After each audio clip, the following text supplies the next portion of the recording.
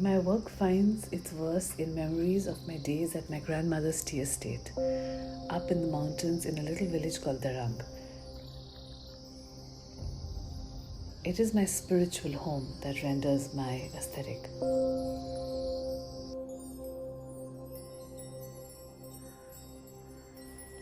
Hi, my name is Revati Sharma Singh. I'm an artist. I work across various mediums. And I started about 23 years ago. I used to do portraits when I first started. And then I slowly moved to figurative work, which then moved into landscapes, abstract landscapes. And now my work is totally abstract.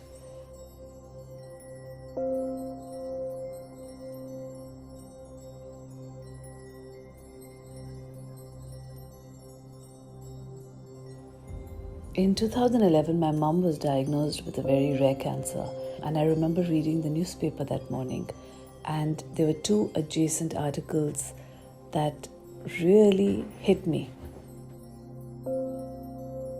One said 30,000 tons of grains had to be thrown because of poor storage facility, and the adjacent article said that 15 farmers had committed suicide because they couldn't afford to pay their loans back.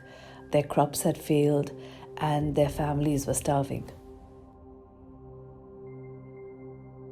I guess therein began my journey with grains and seeds, because not only did we use grains, seeds, herbs as her treatment and she recovered, but I would sit outside her room for hours and paint these different shapes of grains and seeds on rolls of canvas.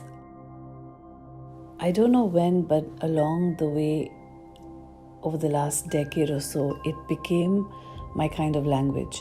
And not only was it for me a mode of going inward, so it was very spiritual, it was very meditative. For me, it was an act of meditation. But it also became my metaphor to say what I wanted to say, to talk about the disparity, to talk about the huge differences in abundance and in scarcity, to talk about the wars that we fight based on physical attributes of geography and color and race and class and caste.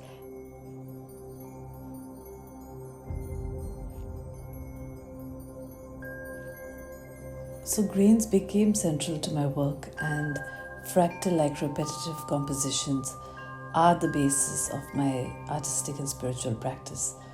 I use handmade sterling silver, 18 karat gold, metal, embroidery, pigment and paint in my work, and I aim to address world injustices such as the uneven distribution of wealth and the global hunger epidemic, which has gotten worse not only with the pandemic but now with war looming.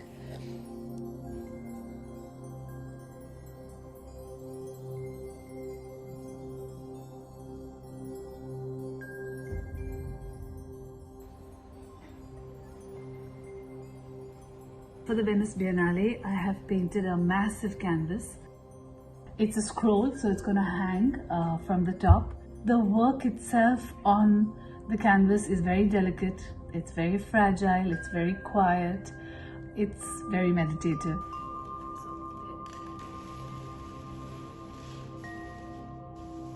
I discovered my own language in the language of grains, in the language of food, in the language of hunger and abundance. It is a language we all speak. We don't need translations, we don't need explanations. It is something that we understand at our core. And it is a language that's the oldest language in the world and reminds us that despite our differences of race, color, class, caste, and religion, despite the contradictions, in essence, we are all one.